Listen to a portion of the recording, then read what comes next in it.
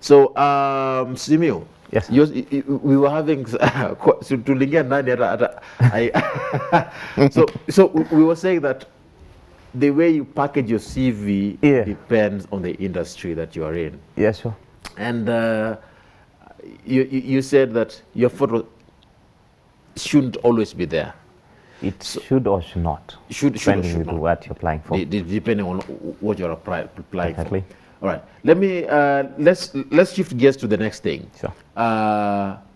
When you are applying for a job, and it's for, let's say, different industries. Should we? And you said it depends on the industry. Does it also affect the font of the CV, the font type or the font size? Does that matter? Yeah, the font size and font type matter in all CVs. Reason is we have to choose on fonts that are attractive. There are some fonts that are like, say, they're too flat. Okay. Yeah? But as we talk about fonts, let me just also make writing some academic papers. Does the same apply for CVs, that you have specific fonts for CVs? Not really. Because you just have to ensure that whatever you have written, somebody can read it. But again, does your font type really bring out some good professionalism? Because leave alone, like say we are talking about the academia, they talk about the Times New Roman. You know, if you go into that, people think that is the standard. Yeah. All right. Yes. And if you are applying for a job and you have no experience, what do you do? You don't have the experience, but you need that job. And you need that job. So why do you need it when you're not qualified for it? You just graduated. You have some experience. What experience? Every job has its own qualification. Like somebody who just graduated, you'll come in this organization and maybe say as a graduate trainee or an intern, a touchy, and things like that. And those opportunities, they have different demands in terms of the qualification somebody should have. Somebody who is just a recent graduate. So you already fit in that category. So why will you want a job for somebody who has 5 years experience? Yeah. And so know your catch for you again to get that job. Some people again don't get this job because they're applying for jobs that they don't have the qualifications. Yeah. And apply and is it bad to apply for a job that needs 5 year experience and you have less than that, or even a year? Because there will be somebody who is better than you who needs that job, who qualifies for that job. And now let me take you through the shortlisting, how it's done. We'll have a criteria. When you're picking, even if it's a system, 5 years experience, you've already indicated there. Nowadays, we are too much into digital world. The system itself will just reject you because you don't have the year of experience. You will indicate there yourself. Maybe there's a provided form you're filling there. Numbers of experience, 3 to 5, 10 or something. So it's you again who indicate there have less than 1 and they are looking for 5. So the system the system again will just automatically disqualify you. So hakuna kitu kama bahati. Hakuna bahati. That's how it is. Or if it's again, it's now manual, it's the HR says, come to me, I'll draw it up, okay? Ram has 5 years experience, or I have it. 5 years experience, 10 years experience, less than, so from there. So why should I bring you then just making it a bulky for no reason when I have somebody who has this experience to take on the job? That's like, okay, so don't lie. Don't lie. If you don't have it, you don't have it. If you have it, you have it. That's how the job market looks like. Doesn't that reduce our chances of getting employment now? Big time. Why do we invite you for the interview? Because there's a way you've used your tool to market yourself, and we looked at it and say, hey, Sam is a good candidate. We invite you now, let's come to hear from the horse's mouth. One will invite you to really establish, to validate whatever you wrote there, it's a fact, it's true. From the interviews, you can tell this person lied in the CV. Still, there's a background check that is done. We'll call, perhaps say, your employer will say that you work there. Say, hi, Sam, how are you? So-and-so applied for a job in this organization, so, and things like that. So don't lie. When you are writing your CV, Yeah. there is that section for referees. Absolutely. What kind of referees should we be looking out for, especially for a CV? Do you have some that we should actually just avoid? Do we have those, specific ones that actually even reduce our chances of even getting, that job? Yes. One of the questions we have to ask ourselves is, why do we have that section in the CV?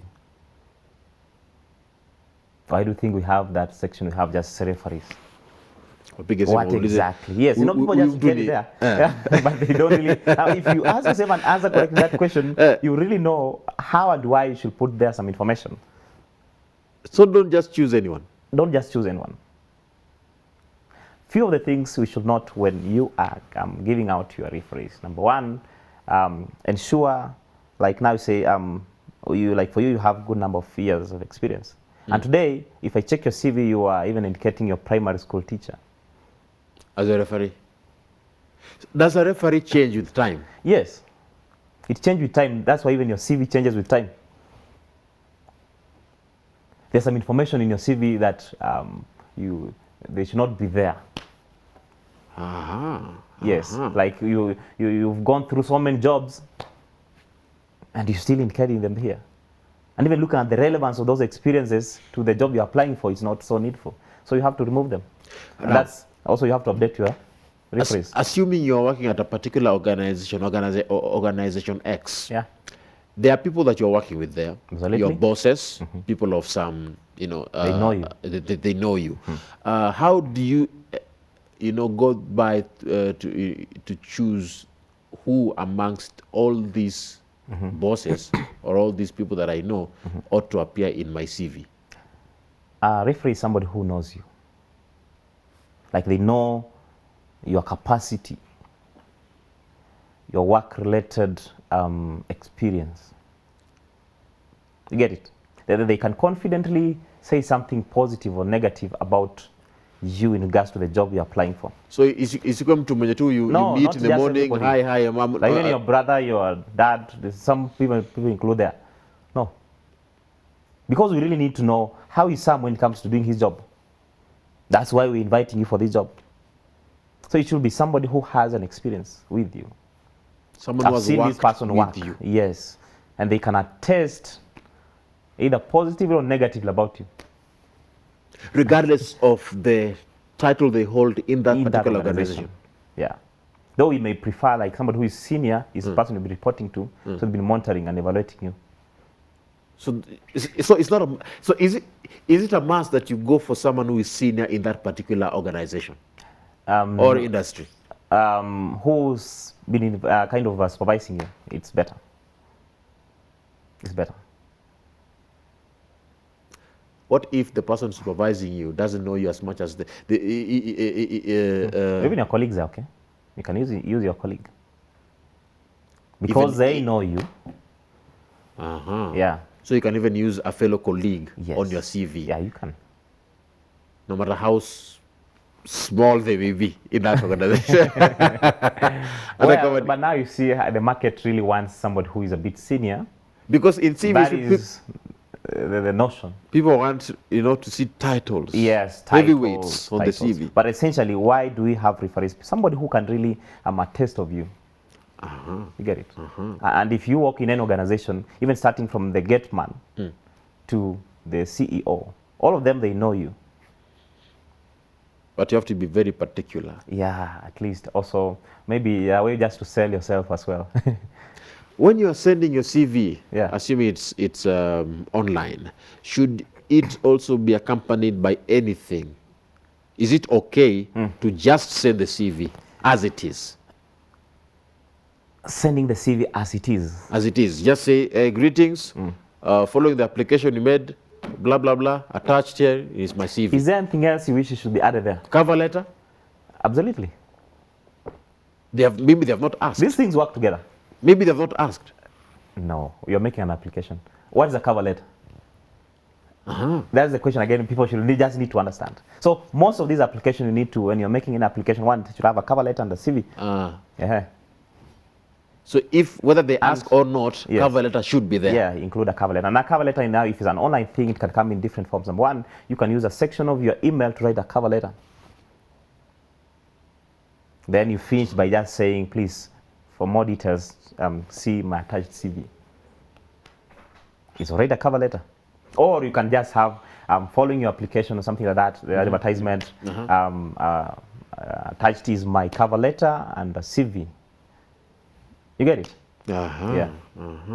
Look, a cover letter is what makes somebody to be interested in your CV. So between the cover letter and the CV, where do they go for first? You look at your cover letter, then your CV. It's the cover letter first, yes, then the CV. Yes. Not, it's like introducing you. You're selling yourself, then, okay, now, for more details, because essentially a cover letter is just a summary of your CV. For those who write whatever they're applying for, you see the details that are in the cover letter. Those details, they normally indicate those things at the email, at the email section. Yeah. Blah, blah, blah, my name is so-and-so, I'm applying for this job, and attached is my CV. Those details should be on the cover letter, but they apply, but they use those words on when sending the email, and then they have an attachment of the CV. That's not recommended. Take it again. I didn't get your question right. You said you have the cover letter. Yes. There's information that you write.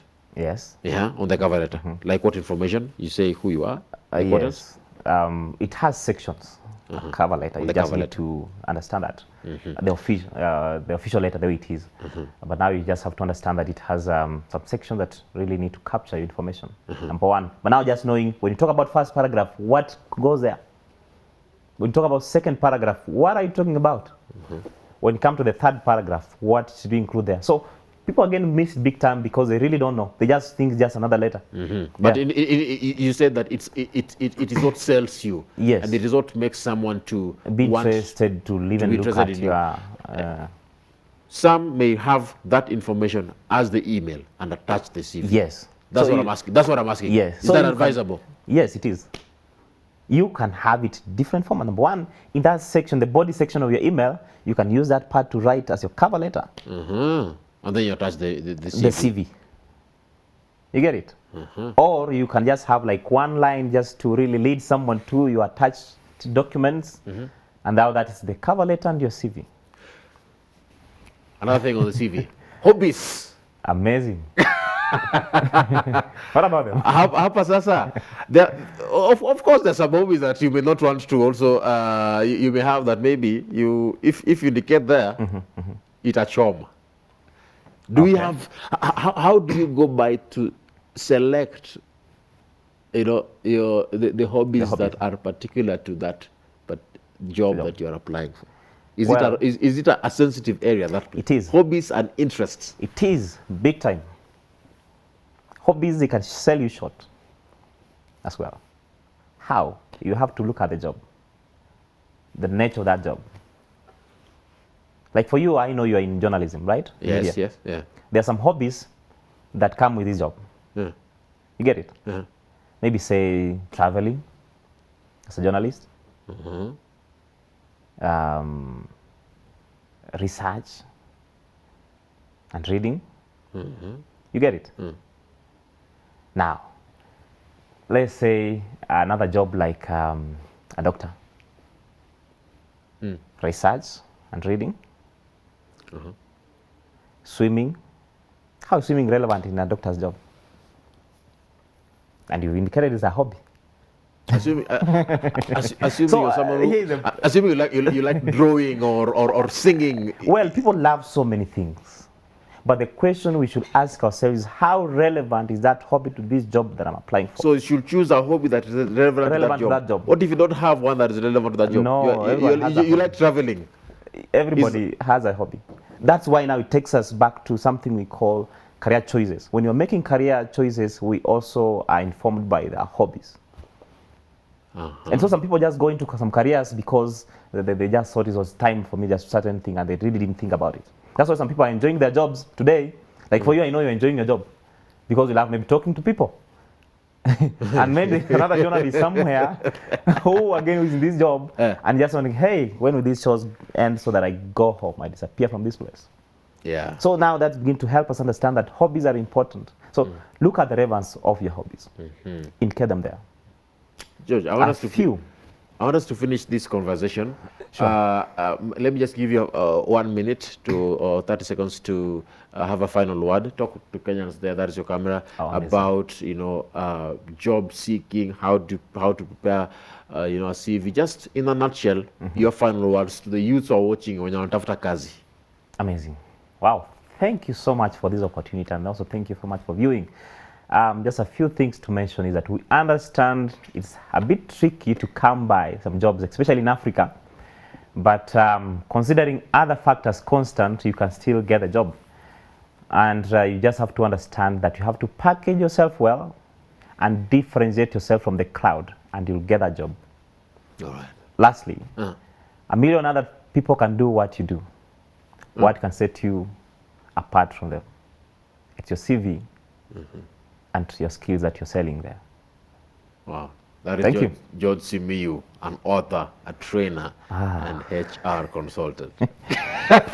My brother, thank you for coming. All right, thank you too for hosting me. Thank you so much for it's a pleasure having you. All those who have sent in their comments, we were not able to sample them up as we continue the conversation, but we value your feedback. The hashtag, as always, is Y in the Morning. Thank you very much for being with us. That brings us to the end of this morning show. My name is Ram Maguko, and I wish you the best. As you start a new month, go apply for that job. Set your CV straight, and I wish you the best. May God bless you. God bless the work of your hands. Keep it Y254.